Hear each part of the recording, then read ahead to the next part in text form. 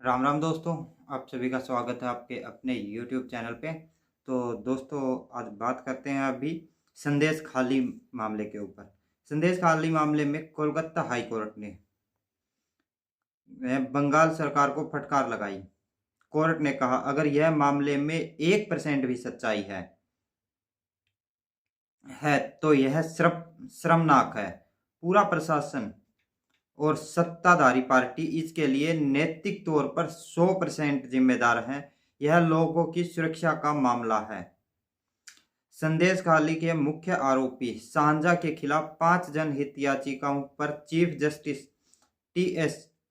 शिव ज्ञानम और जस्टिस हिरण भट्टाचार्य की बेंच ने सुनवाई की। पश्चिम बंगाल के संदेश खाली में महिलाओं से यौन उत्पीड़न और जमीन हड़पने के आरोपी टीएमसी से निष्कासित नेता शेख शाहजहाँ को बंगाल पुलिस ने 29 फरवरी को गिरफ्तार किया था, जिसके बाद पुलिस ने उसे सीबीआई को सौंप दिया। और इसमें ईडी का आरोप है कुछ राज्य सरकार जांच में सहयोग नहीं कर रही। कोर्ट में सुनवाई के दौरान राज्य सरकार की तरफ से पेश वकील किशोर दत्ता ने केंद्र यह जांच एजेंसी की जांच के तरीके पर सवाल उठाए। दत्ता ने कहा, अगर कोर्ट आदेश दे तो हम एक जनहित याचिका दायर कर सकते हैं कि पिछले 10 सालों में सीबीआई जांच के क्या नतीजे निकले और उन केसों का अब तक क्या हुआ। इस मामले में ईडी की ओर से पैरवी कर रहे केंद्र सरकार के डिप्टी सॉलिसिटर जनरल धीरज त्रिवेदी ने राज्य सरकार पर सहयोग न करने का आरोप लगाते हुए पूछा कि ऐसी स्थिति में केंद्र एजेंसियां जांच को कैसे आगे बढ़ा सकती हैं। तो संदेश खाली का ये मामला, संदेश खाली में कोर्ट ने कहा कि जो ये मामला अगर 1% भी सच है तो ये एक शर्मनाक बात है। तो चलो दोस्तों, अब चलते हैं अगली न्यूज की तरफ। कांग्रेस के राष्ट्रीय प्रवक्ता गौरव वल्लभ ने पार्टी से इस्तीफा देने के बाद भाजपा में शामिल हो गए। उन्होंने सुबह ही कांग्रेस अध्यक्ष मल्लिकार्जुन खड़गे को लेटर लिखकर इस्तीफा दिया और उसके बाद गौरव खड़गे ने कहा था कि वे न तो सनातन विरोधी नारे लगा सकते हैं और न ही सुबह शाम देश के वेल क्रिएटर को गाली दे सकते हैं। इसी वजह से पार्टी से इस्तीफा दे रहे हैं। गौरव गौरव ने कहा, मैं आज भगवान श्री राम से प्रार्थना करूंगा कि वह कांग्रेस के लोगों को सद्बुद्धि दे और वे सनातन धर्म के खिलाफ बोलना बंद करें। उन्हें रचनात्मक आलोचना में भाग लेना चाहिए। लगातार मोदी जी की आलोचना करते करते कांग्रेस पार्टी उस स्थिति में पहुंच गई जहां अब तक खुद की आलोचना कर रही है। 24 घंटे के अंदर कांग्रेस के 3 बड़े लोगों ने पार्टी छोड़ दी। और इसी के साथ साथ आपको बताता चलो, बुधवार को बॉक्सर विजेंद्र सिंह ने, फिर देर रात पूर्व सांसद संजय निरुपम में, और अब गौरव ने कांग्रेस पार्टी से इस्तीफा दिया है कांग्रेस पार्टी को। तो अगर इसी तरह से चलता रहा तो शायद कांग्रेस पार्टी आगे आने वाले वक्त पे ख़त्म हो जाएगी। क्योंकि अब ये तो मैं नहीं कह सकता कि ये जो इस्तीफा देने वाले हैं इनका कारण क्या है, सच्चाई क्या है। सच्चाई तो ये खुद ही जानते हैं, इन्होंने इस्तीफा क्यों दिया है, किस दबाव में आके दिया है, या फिर अपनी मर्जी से दिया है। इन्होंने गौरव ने इस्तीफा देते वक्त कहा है, 2 मुख्य कारण बताए हैं। पार्टी में नए आइडिया की कदर नहीं होती। दूसरा कारण इन्होंने बताया है, श्री राम की प्राण प्रतिष्ठा में कांग्रेस के स्टैंड से परेशान हूँ। जो श्री राम की प्राण प्रतिष्ठा हुई थी राम मंदिर में, तो उसके स्टैंड को लेकर भी ये गौरव जी परेशान थे। इन्हीं को लेके इन्होंने पार्टी से इस्तीफा दिया है। तो अब चलते हैं अगली खबर की तरफ। दोस्तों, रक्षा मंत्रालय ने बुधवार को उस रिपोर्ट को नकार दिया जिसमें दावा किया गया था कि देश में खोले जा रहे नए सैनिक स्कूलों को चलाने की जिम्मेदारी उन लोगों को दी जा रही है जो भाजपा आरएसएस से जुड़े हैं।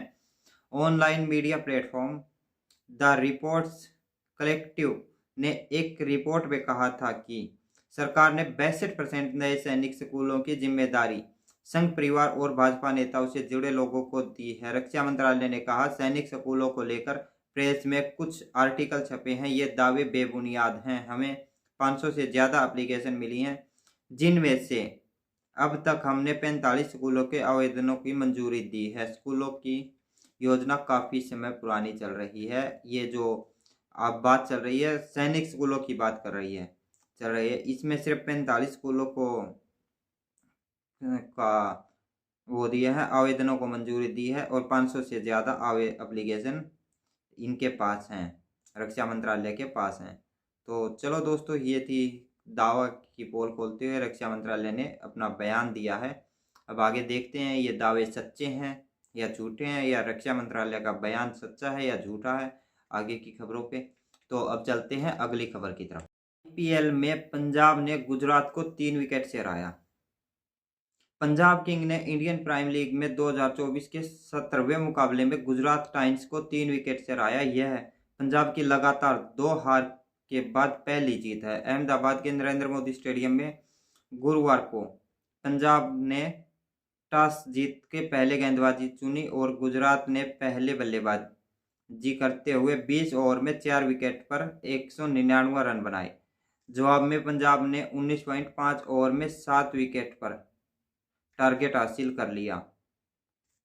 सुशांत सिंह ने टारगेट हासिल कर लिया, पर पंजाब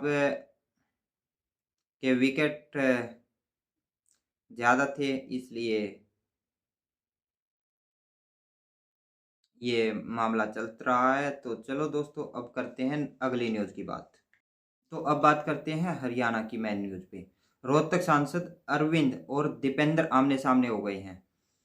कोरोना काल में लोगों की मदद करने को लेकर लोकसभा सांसद डॉक्टर अरविंद शर्मा व राज्यसभा सदस्य दीपेंद्र सिंह हुड्डा आमने सामने हैं। रोहतक के सांसद डॉक्टर अरविंद शर्मा ने दीपेंद्र हुड्डा पर तंज कस कहा कि आज दीपेंद्र चक्कर काट रहे हैं, लेकिन उस समय कहाँ थे जब कोरोना महामारी आई थी। इसके बाद कांग्रेस व दीपेंद्र हुड्डा ने सांसद शर्मा के इस बयान पर पलटवार किया। वहीं सोशल मीडिया पर भी अपनी पुरानी खबरों के फोटो, वीडियो और कार्यक्रमों की फोटो साझा की। पलटवार में कहा, सांसद डॉक्टर अरविंद को घेरते हुए प्रयास किया। डॉक्टर ने इंद्र सिंह हुड्डा ने अरविंद केजरीवाल के बयान पर तंज कसा। उन्होंने कहा कि हम तो हारकर भी हिम्मत नहीं हारे थे। कोरोना काल में वे खुद ही नहीं, उनकी पूरी टीम पूरे हरियाणा में लोगों की मदद कर रही थी। एक दिन भी ऐसा नहीं था जिसमें कम से कम 100 परिवारों की मदद न की हो, पर रिकॉर्ड यह है कि वे लगे हुए थे, पर जीतते हुए सांसद थे गायब। दीपेंद्र हुड्डा ने आखिरी खबर की। हरियाणा में मर्डर की पहली बार पूरी कहानी। माथे पर गोली मारी, खून फ्लश में बहाया, नौकरों और दोस्तों को लाखों देकर डेड बॉडी ठिकाने लगवाई। दिव्या ओझा की हत्या को 90 दिन बीत चुके हैं। होटल सिटी पॉइंट के मालिक अभिजीत ने दिव्या को गोली मारकर हत्या की थी। दिव्या हरियाणा के कुख्यात गैंगस्टर रहे संदीप गडोली की गर्लफ्रेंड थी। हालांकि वह उसी के कत्ल में जेल में रही थी। दिव्या के कत्ल से लेकर लाश खुर्द-बुर्द करने की पूरी कहानी अब पहली बार सामने आई है। गुरुग्राम पुलिस ने इस मामले में कोर्ट में चार्जशीट पेश की है, जिसमें अभिजीत की जुबानी कत्ल और उसमें शामिल आरोपियों के बारे में पूरी जानकारी, पूरी कहानी बताई गई है। तो ये थी दोस्तों हरियाणा के मॉडल के मर्डर केस की कहानी। तो अब चलते हैं।